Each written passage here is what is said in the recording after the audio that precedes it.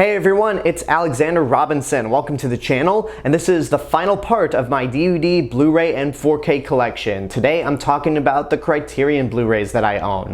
Now first of all, I'm trying something a little different. I'm recording right next to my movie shelf where I have most of my DVDs, Blu-rays, and 4Ks, and I'm using all natural light. I open up the windows, it's the middle of the afternoon, and I'm just seeing how this goes. Now this is not going to be a permanent thing. I'm just trying this out as an experiment for this video. I'll still use my regular set, my regular backdrop for the bulk of this channel, but if you guys like the way this looks, I might tweak some things a bit and make this the setup for my retro reviews. Now, why am I dedicating an entire video just to show off my Criterion Blu-rays? Well, because Criterion has become its own thing within the world of home media collecting. People make such a big deal about the movies that get released on the Criterion collection. They themselves have their own series on YouTube where they invite filmmakers, actors, and even some journalists over to pick out movies from their closet.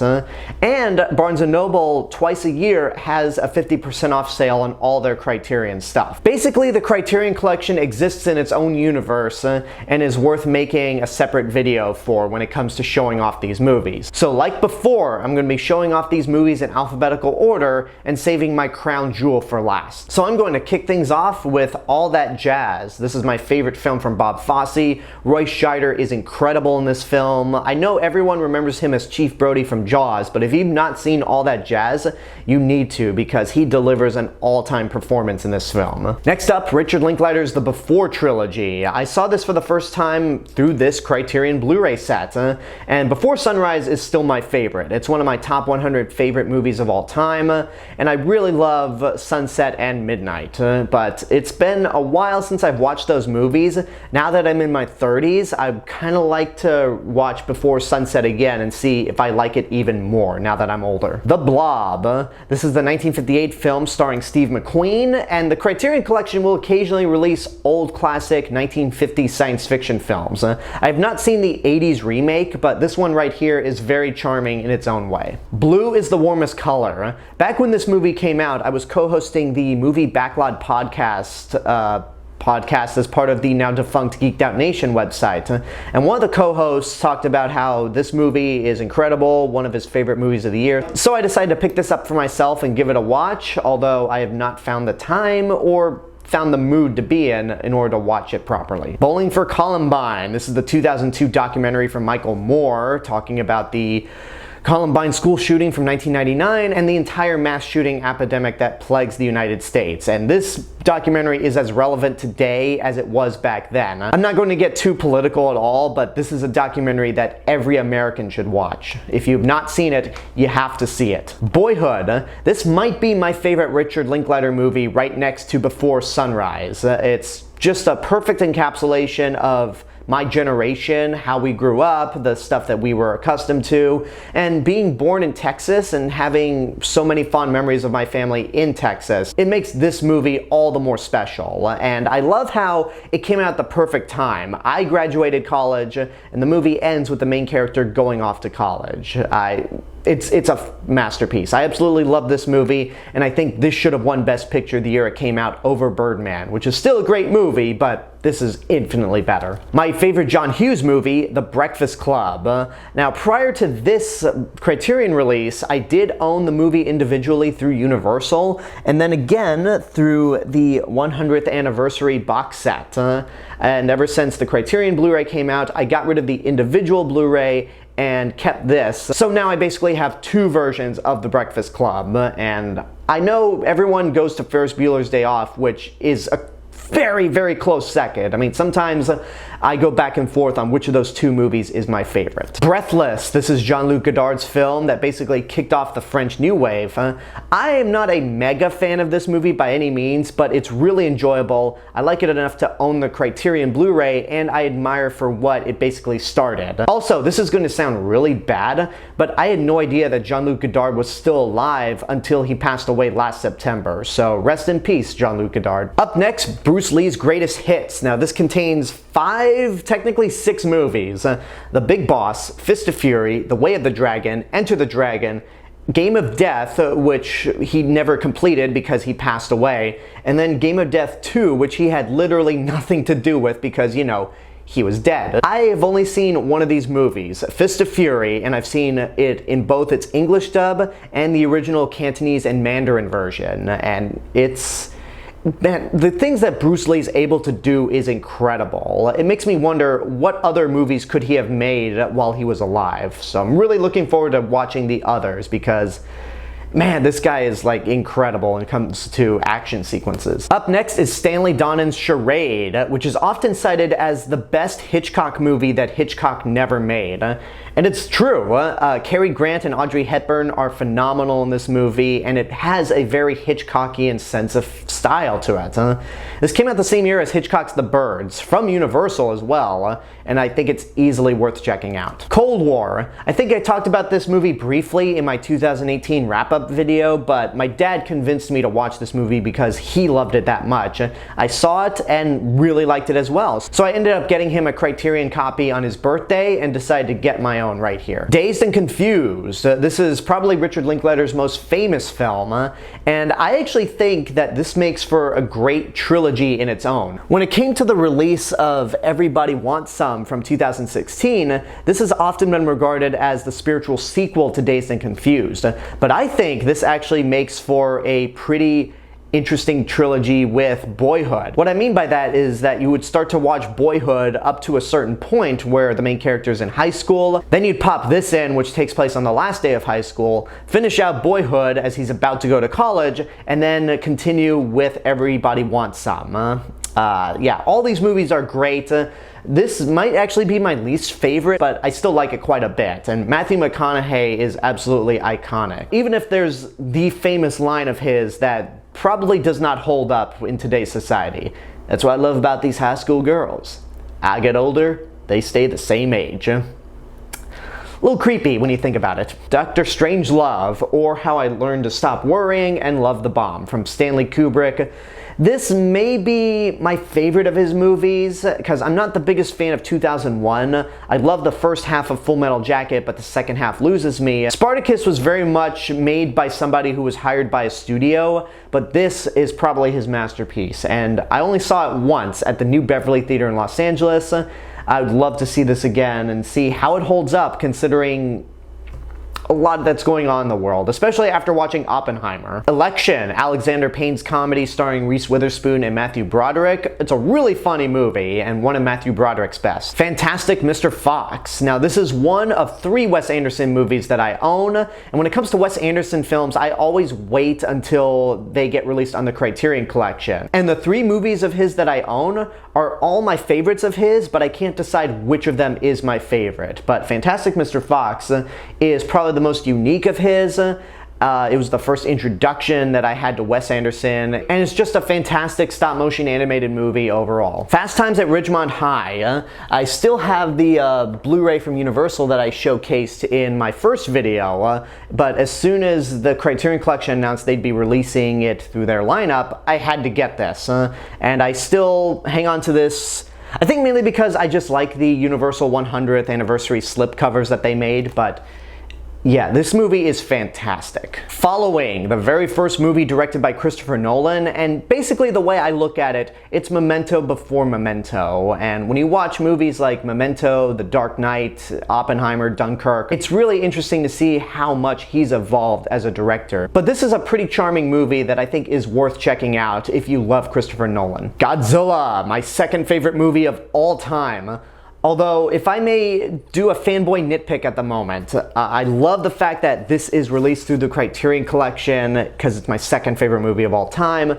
But that being said, the little artwork that they have in here, the little pop-up, it's the Godzilla from the Kiryu saga, which is a good design, but why isn't this the 1954 Godzilla? That doesn't make any sense at all, and I kind of expected more from Criterion, but whatever. Not a huge problem because the restoration on this film is just superb, and again, it's Godzilla. The Graduate. This is another classic film that I saw for the first time at the New Beverly Theater. It is a very real movie from Mike Nichols. The cast is phenomenal, especially Dustin Hoffman, and it has one of the best endings and probably one of the most real endings that has ever been put to film when it comes to this type of genre. Grand Budapest Hotel, the second of the 3 Wes Anderson movies that I own, and I can't tell you how much it killed me to wait for this to come out, because it's one of my favorite movies of 2014, and I so desperately wanted to buy it on Blu-ray the second it came out, but I knew Criterion Collection is going to release this eventually. I just have to sit back and be patient, and it took them 6 years. It took them 6 years to finally release this in the worst year of my lifetime, 2020. But you know what? It's certainly worth the wait. The Great Escape. I briefly talked about this film when I showed off my Steve McQueen collection Blu-ray, and I did see this for the first time on TV, but have not rewatched it since. I have a hard day's night. I am no Beatles, but I do love this movie. I saw this for the first time at a Beatles class that I took at UC Santa Cruz, and it's just a fantastic movie. I actually did an audio review for this movie. No, what it was I did a review for this on my old channel with one of my college friends, and since then I've moved the audio version of that review over to this channel when I was kind of scrambling some things at the time. But yeah, this is a great movie. I think it deserves a updated retro review. The Hidden Fortress. To say that Akira Kurosawa's films have influenced the industry in more ways than one is an understatement, but I'd say that this may be the most influential because it was basically the main influence for Star Wars, and maybe we'd never have it if it wasn't for The Hidden Fortress. It's a fantastic movie, even looking past the influences that it left behind. House, a very bizarre Japanese horror movie that I reviewed on this channel in its first year, 10 years ago. And I actually tried to do an updated review for this movie last year, but because I caught COVID, I didn't have the energy to do it. So I'm going to make up for it this Halloween because it's such a bizarre movie that one review alone can't do it justice. Ikiru, starring Takashi Shimura, and is one of Kurosawa's non-samurai movies. This actually came out 2 years before Seven Samurai. I have not watched it myself, but I think it's important to mention that Kurosawa just doesn't make samurai movies. That may be what he's most famous for, but that's not exactly what he's limited to. I would really love to see this movie at some point. In a Lonely Place, starring Humphrey Bogart and Gloria Graham, this is a pretty heavy movie, and I saw it for the first time at UC Santa Cruz in film class. And the second Criterion announced its release, I decided to pick it up for myself because I really loved it when I first saw it. The Incredible Shrinking Man, another 1950s science fiction film that Criterion released. And this one is actually written by Richard Matheson, and this is something I've always wanted to see because I love 1950s science fiction films. And also, I've seen a clip of this movie several times at the studio tour where the main character is running from a spider, so gotta watch this at some point. Inside Llewyn Davis, one of my favorite Coen Brothers movie, and the movie that made everyone aware of who Oscar Isaac was, because he's been working prior to this film, but this is the one that put him in the spotlight for all of us, and he's fantastic. Insomnia. For those of you wondering, no, I don't own the Christopher Nolan remake, but I do own the original foreign film from Norway, starring Stellan Skarsgård, and it is a movie that truly messes you up when you watch it. I saw it at film class, and I just felt like I was getting insomnia just as much as the character was, so I'm curious to watch Nolan's remake because I'm wondering how he could actually top this film. The Irishman. I like this movie enough to own it on the Criterion Collection, but I gotta have nothing to do if I ever plan to rewatch this film because 3.5 hours? I mean, I am excited for Martin Scorsese's next movie, Killers of the Flower Moon, but 3.5 hours? I don't know. This is one of the reasons why I'm not in love with Scorsese the way so many other people are. It's like he makes really good movies, but because they're so long, I just have no desire to rewatch them consistently. It Happened One Night, starring Clark Gable and Claudia Colbert. I saw this movie in an interesting way. I saw it through Greg Proop's podcast at the old Cinefamily Theater in Fairfax, and it's a great screwball comedy. If you haven't watched this, you definitely should check it out because the chemistry between these two actors is sensational. It's a mad world. I saw this movie for the first time decades ago on TV, and was so fascinated by how bonkers and insane this movie is. So when it came out in the Criterion Collection, I had to pick it up. And I actually enjoyed the loose remake, I guess you'd say, Rat Race, but I have not seen that movie since it came out in theaters, nor have I seen this movie in a long time. Those two might be worth revisiting and doing retro reviews about. Kiss Me Deadly. I have not seen this movie. The reason I own it is because this was a film that we were going to be shown in film class, but the day we were supposed to watch this movie, I got sick, so I couldn't attend. And now I really want to find time to watch this film and see what I missed. But don't worry, that class I took where we were supposed to watch this, I did end up passing. Marriage Story from Noah Baumbach. I've not seen this movie myself. Mildred Pierce. This is a really great movie starring Joan Crawford, the woman that gives my mom nightmares because of Mommy Dearest.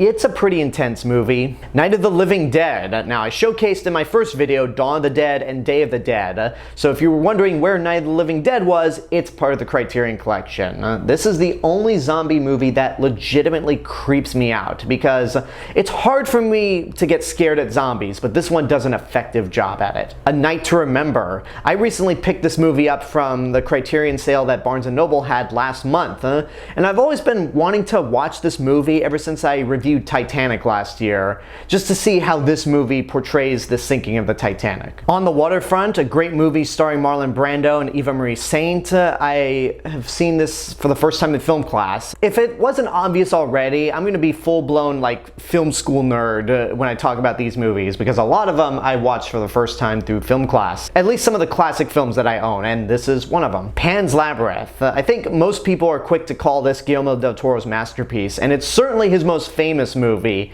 and a very creepy one at that. It's gorgeous, it's creepy, it's an amazing movie all around if you have not seen it. Parasite. This was one of my favorite experiences, seeing a movie for the first time where I knew nothing about it and was taken back at how great this film was. And I had no idea that it would end up on the Criterion Collection, but here it is, and it's worth owning. The Police Story movies starring Jackie Chan. I have not seen these myself, but I have seen the Cinemassacre videos where he lists off Jackie Chan's best fights and best stunts, and Police Story was occasionally shown in those videos, so it got me curious enough to watch these movies at some point, because I mean, Bruce Lee was incredibly athletic, but Jackie Chan is just straight up nuts when it comes to those stunts he's able to do. The Princess Bride, the movie that every boy growing up hears and goes, ew, why would I want to watch this movie? And then you watch it and realize how great it actually is. It's not one of my favorite movies of all time, but it's still amazing. And I love the way that this Criterion Blu-ray is designed. It's basically a storybook. It has the texture of a storybook, it looks like a storybook, and it basically, the booklet is a book. So that's pretty cool. Rashomon, another iconic Kurosawa film that I saw for the first time through my dad years ago. And then in 2020, the Turner Classic Movie Channel was showing a bunch of movies in celebration of Toshiro Mifune's 100th birthday. And this was one of them. Rebecca, this was Alfred Hitchcock's first movie in the United States. And I watched the Netflix adaptation that Ben Wheatley directed. Didn't like it at all, but I really want to see this film, especially considering that this is the only Hitchcock movie that he directed to win Best Picture, but David O. Selznick got the award because he's David O. Selznick and he was the producer on it. Roma, this actually would have been my pick for Best Picture in 2018. Like, I have no problems with Green Book winning, but there were 3 other movies that I could have picked over Green Book. This movie right here, A Star is Born, and even Black Panther were far more deserving of Best Picture than Green Book. Royal Tenenbaums, the third of the 3 Wes Anderson movies that I own on Blu-ray through the Criterion Collection. And again, I love all these movies. All 3 of them are my favorite of his films, but I can't decide which of them is number 1. Seven Samurai, another iconic Kurosawa film and one of my favorite movies of all time. Silence of the Lambs. Can I just say something about this movie right away? I find it funny that Anthony Hopkins as Hannibal Lecter, who's great, is listed as AFI's number 1 villain when he's mostly locked up. Like, if anything, Buffalo Bill creeped me out more than Hannibal Lecter did. But that's just me. That's me based off the one time I saw this movie, which I actually did review one Halloween. I think it was 2019. Some Like It Hot, a great Billy Wilder film, and probably the most iconic role that Marilyn Monroe has ever been in. It's great. It was not what I expected when I first watched it and reviewed it in 2020, and like The Apartment, it has one of the best closing lines to any film. I hope The Apartment gets released to the Criterion Collection, because I absolutely adore The Apartment, but this is still great in its own way. The Sweet Smell of Success. This is a Criterion Blu-ray that I got as a gift. I have seen it, and I enjoyed it, but I can't say that I fully understood it. Thelma and Luis. This is another Criterion Blu-ray that I picked up at last month's Barnes & Noble sale, and I've always wanted to watch this movie. Susan Sarandon, Gina Davis, directed by Ridley Scott. I mean, there's no way this movie could in any way be bad, and apparently, considering its legacy, it's not. Throne of Blood, this is Akira Kurosawa's adaptation of Macbeth, and I really want to watch this at some point. Tokyo Drifter, this is a very strange movie from Shinji Suzuki, and I saw this for the first time in film class when we were going over foreign films from 1960 up to the present day. And the bar fight in this movie has no reason to exist at all, but it's wildly entertaining. Tootsie, this is a movie I saw for the first time during the 2020 lockdowns, and it certainly does not disappoint. WALL-E. The second the Criterion Collection announced this movie in their lineup, I had to get it as soon as a sale came up, because I absolutely love WALL-E. I still hang on to the Disney Blu-ray that came out in 2008. This is the 4K version because Criterion didn't release a sole Blu-ray release. It's WALL-E. Like, that's all I have to say about it. War of the Worlds. I have seen the Steven Spielberg Tom Cruise remake, which is entertaining, but I'm dying to see this at some point. Y Tu Mama Tambien, which I have not seen in its entirety, but given that I love the rest of Alfonso Cuarón's work, I can't wait to watch this myself. Yojimbo and Sanjuro. I reviewed both of these movies during the 2020 lockdowns, and I've praised Yojimbo to no end. It's my absolute favorite Akira Kurosawa film. And Sanjuro was better the second time I watched it, but I wouldn't say it's one of my favorites of his. And then finally, I have the crown jewel of my Criterion Collection, and next to the Universal 100th Anniversary set, the crown jewel of my entire Blu-ray collection, the Godzilla Showa era collection. I love that this is just a giant coffee table book, and it comes with a lot of illustrations that we have a hard time opening. Give me a second. Yeah, this is just fantastic. And oh, I landed on Godzilla vs. Megalon, which is 50 years old this year. I absolutely love this set, and I've heard a lot of criticisms of it over the years, especially ever since Arrow released their Gamera set.